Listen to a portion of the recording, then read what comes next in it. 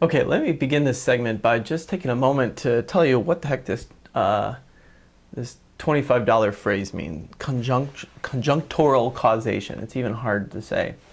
One of the actually terrific scholars in the United States in terms of helping us to think about this concept, conjunctural causation, is actually in Arizona's department, a guy by the name of Charles Reagan. Hopefully some of you have been able to take a class from him. But what conjunctural causation means is sometimes when we're trying to explain something that happens, we need to be open to the fact that it's oftentimes many different pieces coming together at one moment to cause something. So sometimes, especially when we listen to sociologists or in particular the media, we oftentimes have the urge to ask the question, well, what causes something? And in various statistical methods that sociologists use and in various ways that people have talking, particularly in politics and media, there's often an attempt to try and isolate the cause of something down to kind of one little bitty thing that if you kind of turn it off or on like a power switch would either cause something to happen or not cause it to happen. We're going to think about the production of culture a little differently in this particular segment that I've called conjunctural causation, which is we're going to think about the fact that culture can be produced by a whole bunch of things that are coming together, and that the mix of those things together operate like a puzzle to make something new kind of revealed out of it. And in this in particular case, we're talking about the Peterson article, which was not just why did rock and roll come to be, but why did rock and roll come to be in 1955? So let me go through it with a little bit with you just to make sure you get what's going on in this article. Now Peterson says that there's been kind of two attempts to answer the question.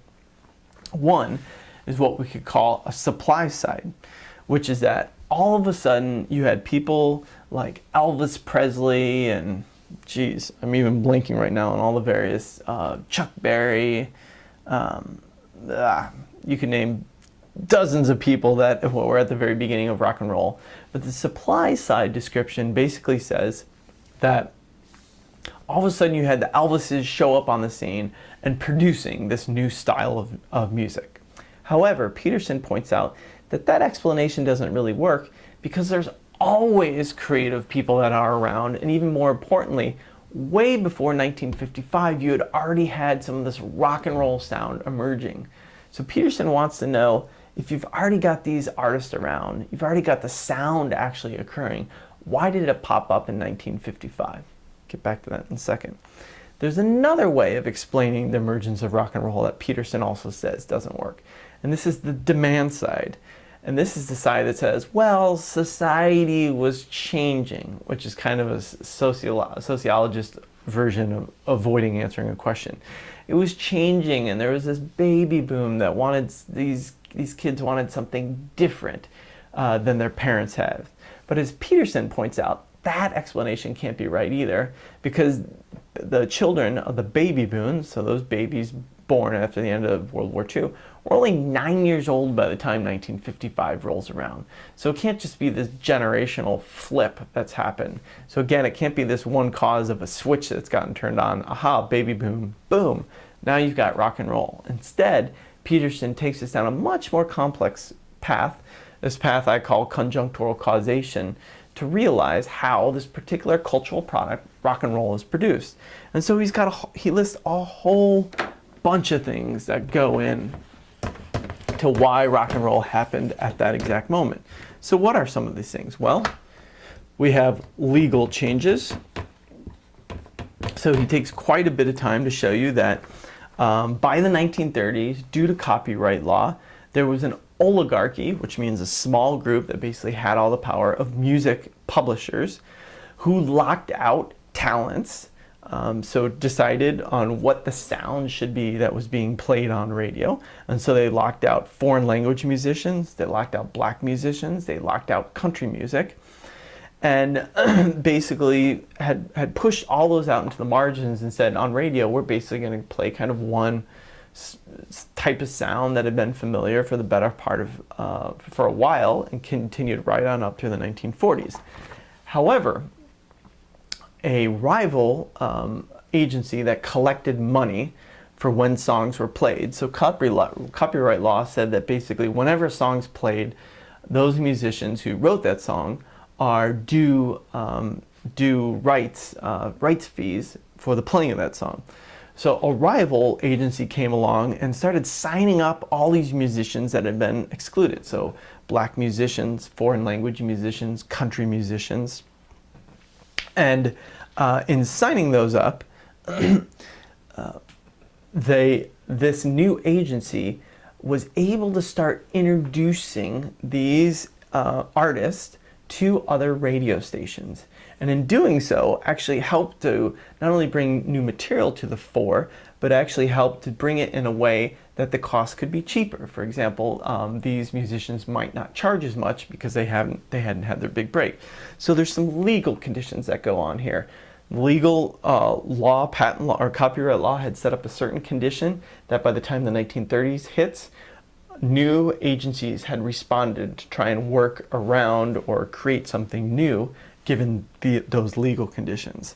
We also had technological change. So, as Peterson makes really clear, you basically have the vinyl wars. Now, some of you might know the vinyl, the different sizes of vinyl, because you like old stuff. Well, some of us were born in an era where vinyl was actually used, but there was a long-running duel between basically the big records, which are about that size, the size of the pizza, and the small records, the 45s. So it was the 33s versus the 45s.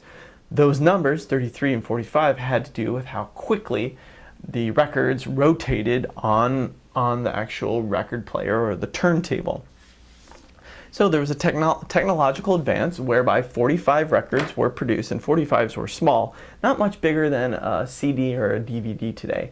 And because they were small, they were hard to break. You couldn't get a lot of good leverage on them to snap them in half, and you could basically ship them anywhere. So it was much easier to get sounds out, much lower cost, and you could produce a lot of these and not worry about them breaking. So that meant that new sounds that emerged could get out.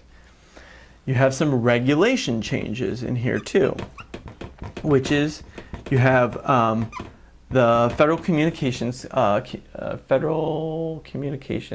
Council, check me on that, the FCC, decided to open a whole bunch of bandwidth on the airwaves to have more radio stations. Up until the late 40s, you really had concentrations such that there was one, maybe two main radio stations that were run out of major centers, especially New York, and had kind of this mass-produced, centralized programming, and it had live, and that's important. It had live musicians that were playing on these. So you had CBS, this is CBS Radio from New York, played in whether you were in Omaha, Des Moines, Washington, D.C., Tallahassee, or Tucson, Arizona, you were going to be hearing the same content. But by the late 1940s, the FCC decides to open bandwidth so that all these small radio programs could pop up. And these radio programs couldn't pay for musicians to come in like they did in High Flute in New York to play live music. So they start buying records and start playing recorded music. You also have another technological change, or you might say a trade change, which is that Japan all of a sudden jumps in huge to the market for transistor radios. So up until the 1940s, really, radios were these big bulky things that had vacuum tubes that blew all the time, and you literally couldn't carry them around. You couldn't carry them in your pocket. There was no such thing as a Walkman. Japan comes in and trade floods the American market with lots of cheaply produced transistor radios that you could literally stick in your pocket. And so therefore there was a lot more listening going on and a lot more people who would be willing to hear music, but not just music, but also new music. And then finally, you have some industry changes. So you have, as Peterson points out, you have some companies in the industry that put all the eggs into the TV basket, thinking, hey, TV's come along, we can ditch our radio stations because nobody would be dumb enough to listen to radio anymore. Wouldn't we just always want to see it? And so they put all their resources and all their technicians and artists into television. You also have the development of solo studios. So now you could have a solo musician, almost like you guys can do with YouTube today, who could basically sit in their living room, get their band together, record a record in Nashville or maybe even Tucson, Arizona, and then pay somebody to mass produce all those 45s they've just produced. And then finally, you have an increasing connection between these record producers, people who are cranking out the records, and radio stations, as I mentioned, to be playing lots of songs. As Peterson argues, it's all of this together that sets the conditions for the fact that rock and roll took off in 1955. It's all of this together that brings new music in, that builds the possibility of an audience to listen to music on transistors radios, that makes technological advances so that you can make lots of records in a small studio cheaply, that could set out all over the place to these new radio stations that want to hear music and want to hear lots of new music. And you have the linking in of what were before excluded musical subcultures into a national market now. So it's not just one music style dominated by CBS Studio in New York, but now you have dozens of different musical styles, but also hundreds of musical artists come to the fore. And hence, this chance for this new explosive moment of music with lots of creativity and lots of people joining in, and that is rock and roll. So let me pause there for a second. I'll come back and we'll finish up the lecture.